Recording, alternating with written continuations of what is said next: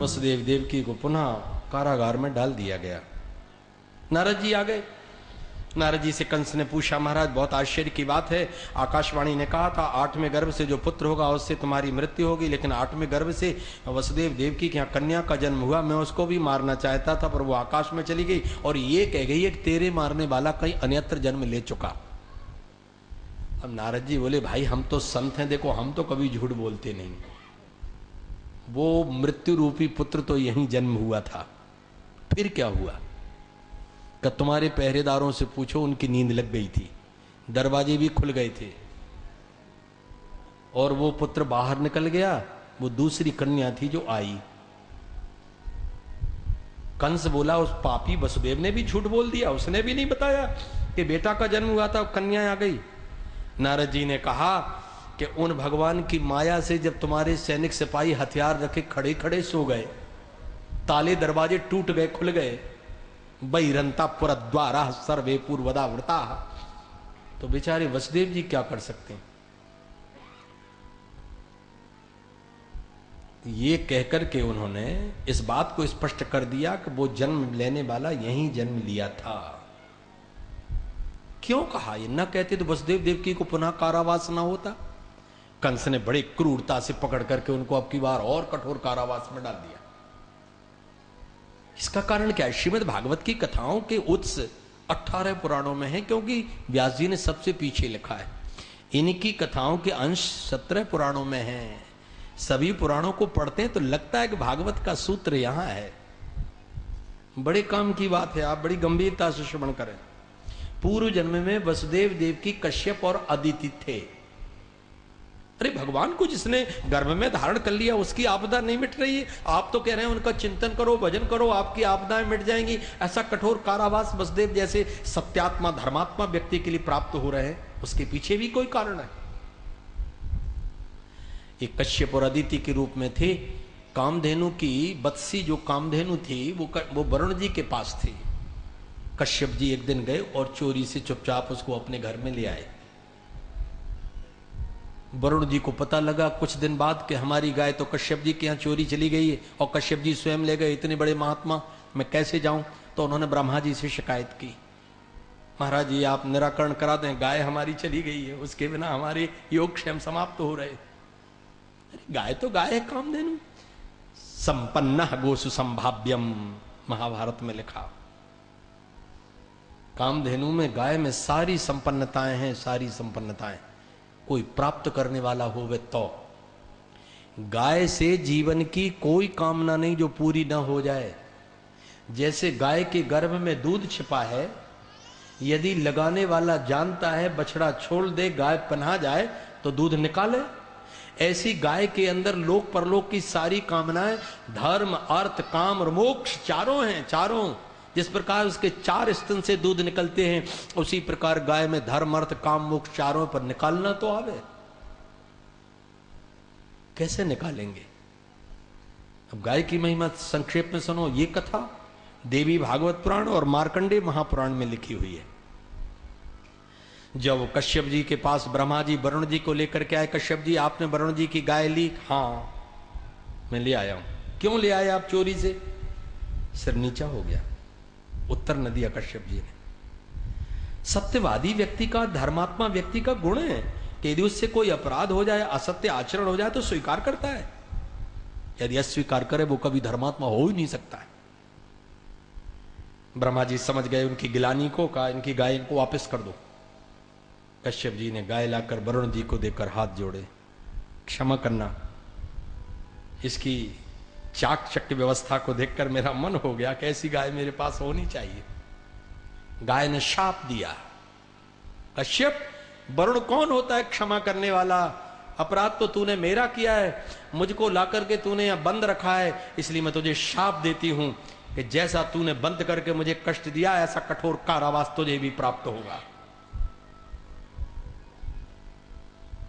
कश्यप जी की पत्नी अदिति दौड़ी, मां मां क्षमा करो, क्षमा करो, आपने मेरे पति को दारुण दंड दिया है।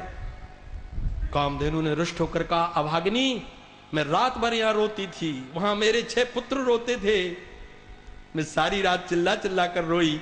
एक मां अपने बेटा की करुणा को जानती है, पर तुझे ये ना ज्ञान हो सका कि मैं कितनी दुखी हो रही पुत्रों के बिना।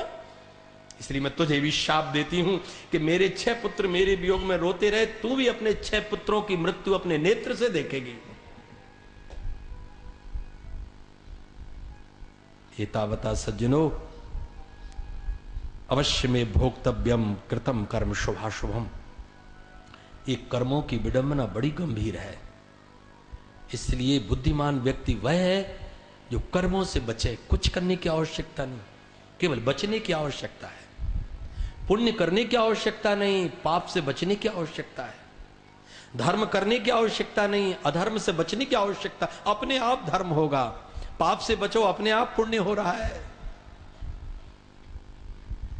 कश्यप अदिति कामधेनु माता के चरण पकड़कर गिर पड़े, दोनों रोए, मां क्षमा करो, क्षमा करो, हम तो अज्ञानी जीव है। गाय को करुणा आ गई। गौ माता ने कहा, अच्छा तो शाप तो मेरा निरर्थक नहीं होगा, तुमको 11 वर्ष तक दोनों को कठोर कारावास होगा, लेकिन इसके बाद तुम मुक्ति को प्राप्त हो जाओगे। और अदिति, मैंने तुझे शाप दिया ना, तेरे 6 बेटा मरेंगे, उन 6 मरे बेटाओं को भी तू पा लेगी, जा, मेरा आशीर्वाद है। इसलिए भगवान श्री कृष्ण ने वो मरे हुए 6 पुत्र लाकर के देवकी से मिलाए। ये कथा भी भागवत जी में श्रवण करेंगे आप। गाय के श्राप से बचें, ब्राह्मण के कोप से बचें। ब्राह्मण और गाय का कोप ये बड़ा कठिन, बड़ा दारुण है, बहुत दारुण है। भगवान श्रीमद् भागवत में कह रहे हैं, न ब्राह्मणान में दैतम रूप में तच्चतुर्भुजम। ब्राह्मण मुझे जितना प्रिय है उतना मुझे मेरा चतुर्भुज शरीर, ये विग्रह भी प्रिय नहीं है। गोस्वामी तुलसीदास जी महाराज कहते हैं, जिमि दुज द्रोह किए कुल नासा। लिखा, धर्मशास्त्रों में भी लिखा, सुखांते शुष्किता गावा। जिनके घर में गायें सूखने लगे, भूखी रह करके रोती रहें, प्यासी बंधी रहें, समझ लेना उनके घर में सुख का अंत आ गया है। सुखांते शुष्किता गावा दुखांते पुत्र पंडिता। जिनके घर में दुख का अंत आता है उनके पुत्र बुद्धिमान और संपन्नता को प्राप्त कर लेते हैं, क्योंकि बुद्धि है, पंडित हैं, चतुर हैं, तो अपनी बढ़ाएंगे, सारी वृद्धि करेंगे। इसलिए दुख का अंत हो गया। सुखांते शुष्किता गावा दुखांते पुत्र पंडिता और यशांते योषिता नारी। जिसके घर में यश कीर्ति का अंत आ गया है उसके घर में किसी कुलक्षणा स्त्री का पांव पड़ेगा।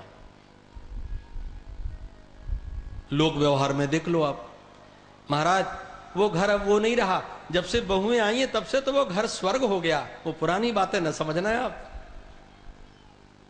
महाराज जब से बहू घर में आई तब से सत्यानाश हो गया, उस घर की सारी मर्यादाएं परंपराएं टूट चुकी। किससे हुआ ये? किसका नाम आया? स्त्री का नाम आया। समाज की, परिवार की प्रतिष्ठा स्त्री है। स्त्री, धर्मशास्त्रों ने इसलिए कहा गृहिणी गृह मुच्यते। पुरुष तो निमित्त है, मुख्य तो स्त्री है। कितना बड़ा दायित्व है स्त्री के ऊपर। इतना बड़ा यश चक्रवर्ती जी का 14 भुवनों में फैल रहा था। विधि हरिहर सुरपति दिसिना था, बर नहीं सब दशरथ गुण गाथा। 14 भुवनों में यश था दशरथ जी का। किससे हुआ नष्ट? कैकेयी से हुआ। यशांते योषिता नारी और कुलांते ब्राह्मण और रिपुहु। जब वंश में अनिष्ट आ जाए, कोई उपद्रव आ जाए, तो वो व्यक्ति ब्राह्मण से शत्रुता करता है। यहां कंस ने पूतना को भेजा, जाओ किसी प्रकार कृष्ण को मारो। बड़ी सद्धर्ज करके आई। तां केश बंधव्यत शक्त मल्लिकाम बिरन्नतमस्तन कृच्छ मध्यमाम। इतनी सुंदरता को वर्णन किया व्यास जी ने, इतनी सुंदर। ताम केश बंद, बालों का ऐसा जूड़ा बना के आई। हमारे यहां भारतीय संस्कृति में सदभा सौभाग्यवती स्त्री को ऐसा गोल गोल करके जूड़ा बांधना मना है। लिखा ना यशोदा जी के लिए, जब भगवान कृष्ण को बांधने की दौड़ी दौड़ी तो विस्रस्त्र कवरस सृजाहा, उनकी चोटी में से पुष्प नीचे गिरते जा रहे, और जो चोटी उन्होंने गोई हुई थी वो खुल गई, ढीली पड़ गई। ये भारतीय संस्कृति के सूत्र समझे। क्या समझा मैं? अब बाले नहीं बचे तो चोटी और जूड़ा बनेगा काय का? धर्मशास्त्रों में लिखा है, वो नारी धर्म ग्रंथ मैंने लिखा है, उसमें लिखा हुआ है कि सौभाग्यवती स्त्री यदि अपने बाल काटती है, अपने पति का धन से, तन से, मन का अनिष्ट कर रही है। वो सुख शांति समृद्धि नष्ट होगी। और कन्या यदि पिता के रहते बाल कटवाती, पिता का अनिष्ट होगा। विधवा स्त्री को आदेश था कि वो चाहे तो बाल कटवावे। जिस स्त्री के परिवार में कोई नहीं, कुल कुटुंब में कोई नहीं है, और दुर्भाग्य से उसे अपने घर के किसी व्यक्ति का अंत्येष्टि कर्म करना पड़े, अंत्येष्टि कर्म करने का स्त्री को कभी अधिकार शास्त्र में नहीं है। ग्रंथ है मेरा मुंडन दाय अशौच पढ़ना। कभी भी स्त्री को अधिकार नहीं। स्त्री को अधिकार कब है?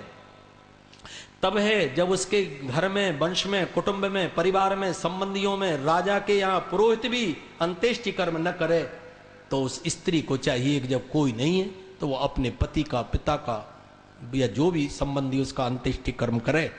इसके अतिरिक्त स्त्री को अंत्येष्टि कर्म करने का अधिकार नहीं है। आज तो ये तो अपने यहाँ तो बड़ा धर्म है। महानगरों में जब कथा होती तो स्त्रियां आ जाती, महाराज जब पिता, पुत्र और पुत्री एक बराबर है तो क्यों नहीं कर सकती? अंत्येष्टि संस्कार उसको करना चाहिए, बड़ी है हुई तो बेटी अंत्येष्टि करेगी, अमुक तमुक ऐसी सारी बातें। उनको कई प्रकार से समझाया जाता है लेकिन वो मानने तैयार नहीं होती।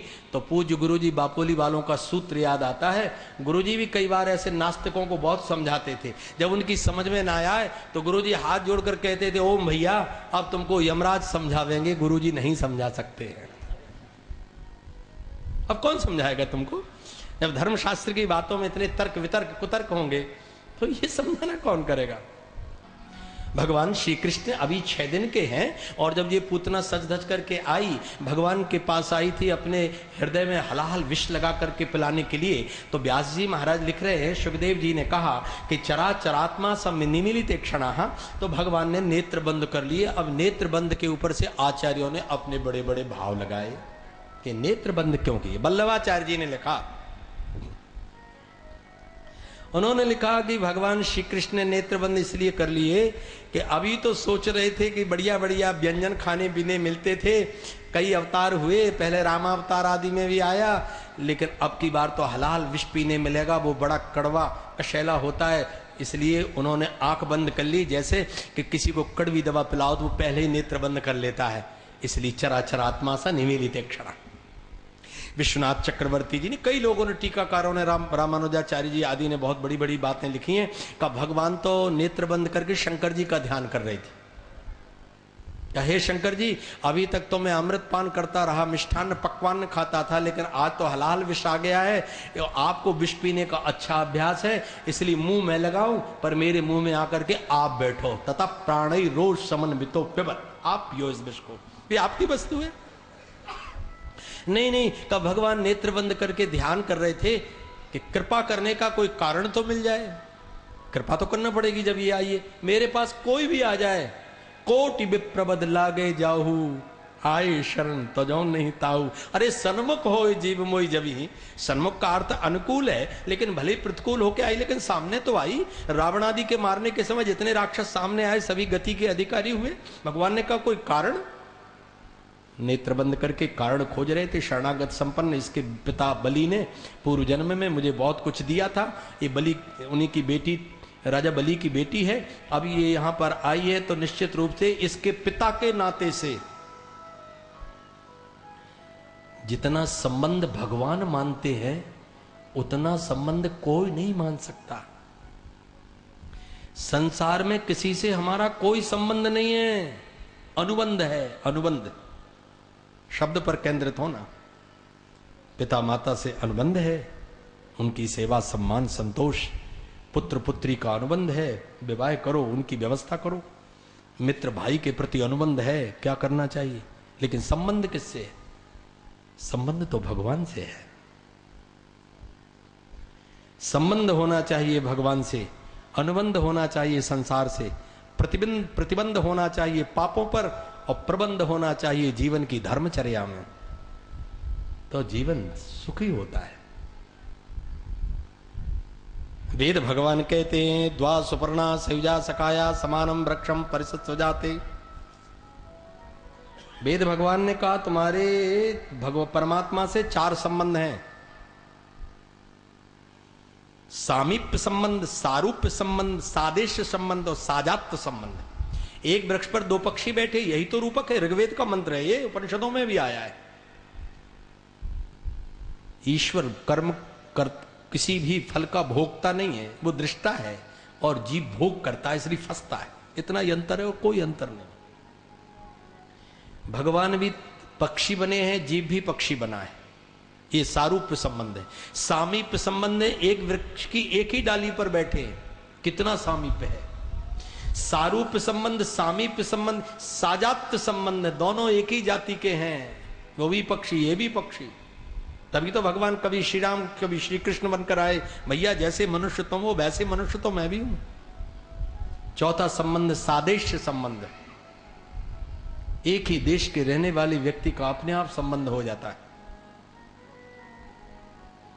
भिलाड़िया का व्यक्ति यहां आपको नित्य मिले, आप उससे बात नहीं करेंगे, कहीं रामेश्वरम में मिल जाए, अरे भाई तुम कहां, मैं भी तो जल चढ़ाने, अरे कहां रुके हो, चलो उसी धर्मशाला में, साथ ही साथ रुक जाएंगे। ये कौन सा संबंध है? भगवान की कृपा से वर्ष में 2-4 बार मैं वाराणसी कथा करने जाता, अपने मध्य प्रदेश के जितने भी जिलों के जितने विद्यार्थी पहले दिन बैठे मिल जाते।